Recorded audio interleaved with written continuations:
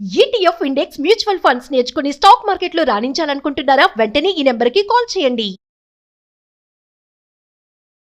నమస్తే రమగారు. నమస్తే జయ. రమగారు, శివుణ్ణి పరమ భక్తితో కొలిచే భక్తుల కథలు విన్నాము, నాయనార్ గాథలు వింటూ ఉన్నాం. అలానే శివుడి యొక్క అనుగ్రహం పొందినటువంటి దేవతలు ఎవరైనా ఉన్నారా? వారి కథలు ఏమన్నా ఉన్నాయా? కుబేరుడు గురించి చెప్పుకోవాలి.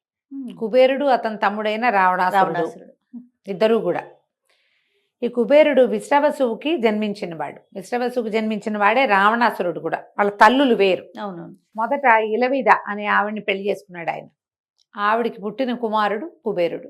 మొదట రాక్షసుడుగా ఉన్నప్పటికీ కూడా ఈయన పరమేశ్వర అనుగ్రహంతో ఉత్తర దిక్పాలకుడు అయ్యాడు, ధనాధిపతి అయ్యాడు, ధనపతి.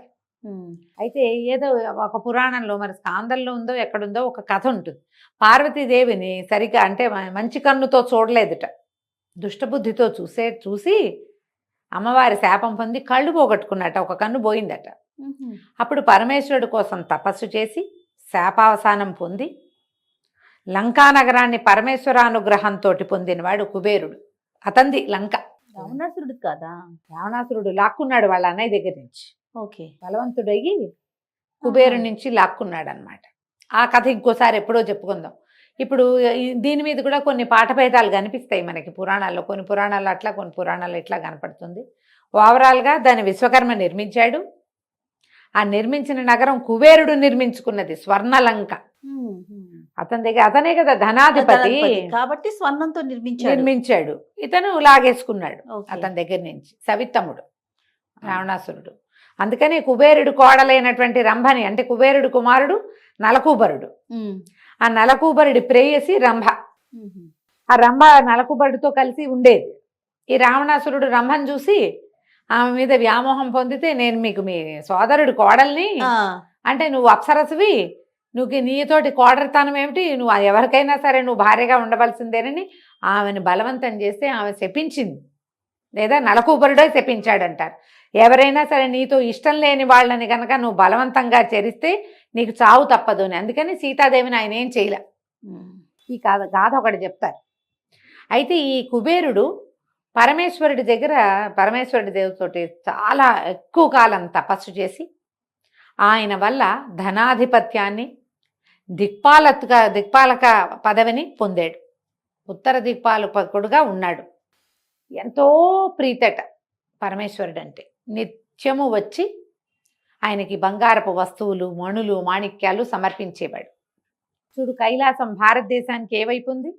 ఉత్తర ఉత్తర దిక్కులో ఉంది. ఇతను దేనికి అధిపతి? ఉత్తర దిక్కు. ఆ ఉత్తర దిక్కునే అలకాపురి కూడా ఉందంటారు ఇతని నగరం. యక్షులు ఇతని సేవకులుగా ఉంటారు. మనం ఎక్కడైనా ధనం దాచిపెట్టి ఉంటే దానికి యక్షుల్ని కాపలా పెట్టారంటారు ఈయన వల్ల. ఆ యక్షులు అనే జాతి కుబేరుడి యొక్క సేవకులుగా ఉంటారు. చాలా విశేషంగా కనపడతాయి ఈయన కథలు. అయితే ఎంతసేపు పరమేశ్వరుడికి ఏదో ఒకటి తెచ్చి సమర్పించేవాడు. కుబేర అనగానే, ఆజ్ఞస్వామి నీకేం కావాలి, నీకేం కావాలి, నేను ఏదైనా తెచ్చి పెడతాను అనేవాడు.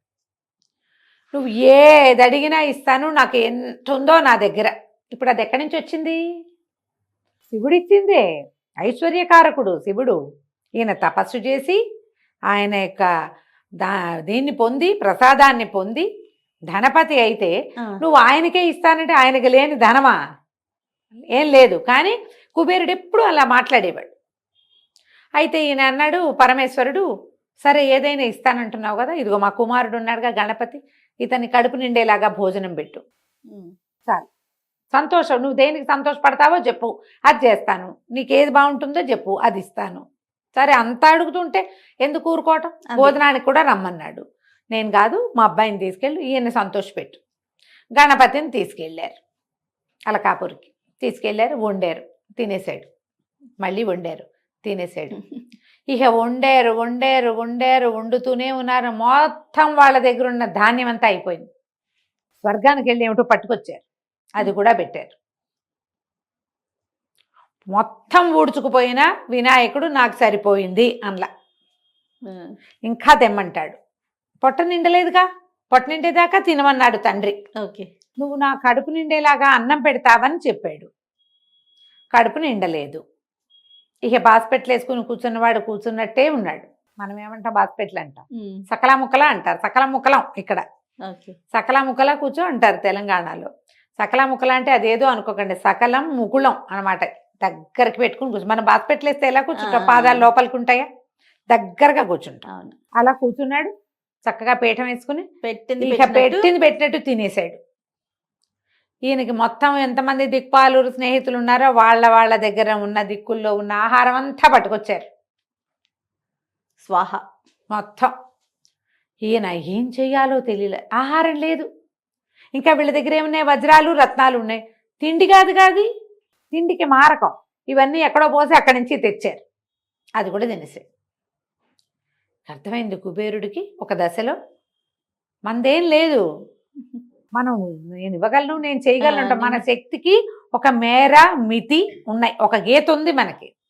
మానవులకి చిన్న గీత ఉంటుంది, దేవతలకి గీతలు పెద్ద ఉంటాయి, కానీ గీత తప్పదు. గీత మితి లేనివాడెవడు, పరమేశ్వరుడు. అంతే. ఇక బుద్ధి వచ్చేసింది, పరిగెత్తుకుంటూ కైలాసానికి వెళ్ళాడు. గణపతిని శాంతింప చేయలేను, ఆయన ఆకలి తీరదు, నేనేం చేయను అంటే క్షమించమని అడుగు, గణపతికి సరిపోతుంది. గుంజిల్తి ముట్టికాయలు వేసుకో, ఇంకొక్కసారి చెయ్యనని, నీకేం కావాలన్నా ఇస్తానన్న మాట అననని నమస్కారం చేసుకోమన్నాడు. ఇంత బొజ్జ స్థూలకాయుడట కుబేరుడు. గణపతి ముందు నిలబడి ఇన్ని తినేసి స్థిమితంగా కూర్చున్నవాడి ముందు నాకు బుద్ధి వచ్చిందని నెత్తి మీద మొట్టికాయలు వేసుకుని 2 చేతులతోటి 2 చెవులు పట్టుకుని గుంజీళ్ళు తీసేట, ఇంకెప్పుడు ఈ అపరాధం చెయ్యను అని. అప్పుడు స్వస్తి, చాలు సరిపోయిందని తేన్పు వచ్చిందట గణపతికి. గణపతిని సంతృప్తి పరచాలంటే మీరేం చేయాలి, ఒక్క ముద్దైనా పెట్టి నాయనా నేను ఇదే పెట్టగలను అని బుద్ధి వచ్చింది నాకని కొట్టుకోవాలి. తర్వాత గుంజీళ్ళు తీయాలి, అది తీసాక సరిపోయింది చాలు అని లేచి వెళ్ళిపోయాడు గణపతి. తర్వాత ఎప్పుడూ కుబేరుడు నేను ధనపతిని అన్న మాట అనలేదు. శివుడాజ్ఞ మీదే వెంకటేశ్వర స్వామికి అప్పించాడు. ఇప్పటికీ ఇంకా కల్పాంతం దాకా వసూలు చేసుకుంటూనే ఉన్నాడు కదా, గొడవ ఏం లేదు. ఆయన ఇస్తూ ఉంటాడు, ఈయన పుచ్చుకుంటుంటాడు. మనం పోయి ఆయనకి సమర్పిస్తాం, ఆయన ఈయనకి లెక్కబెట్టి సమర్పించేస్తాడు. ఈ దిక్పాలూరులో మొట్టమొదట పరమేశ్వరానుగ్రహం పొందినవాడు కుబేరుడు. అందుకనే అతనికి ఉత్తర దిక్పాలకత్వము, ధనాధిపత్యము, ప్రపంచంలో ఎవ్వరికైనా ఏదైనా ఇవ్వగలిగేటువంటి అవకాశము భగవంతుడు ఇచ్చాడు. పరమేశ్వరుని పట్టుకోండి, మీకు కావాల్సింది ఇస్తాడు. ముందు ఐశ్వర్యకారకుడు పరమేశ్వరుడే. ఎలాగో శివరాత్రి దగ్గరలోనే ఉంది కదా, శివరాత్రి పర్వదినాన్ని చక్కగా పురస్కరించుకొని ఉపవాసం చేయండి, జాగారం చేయండి, దానం చేయండి, ఏమీ మీ వల్ల కదా, నిశ్శబ్దాన్ని పాటించండి, లోపల శివనామస్మరణ చేసుకోండి. ఎంత శివ శివ అంటే అంత మంచిది. నమస్తే. నమస్తే.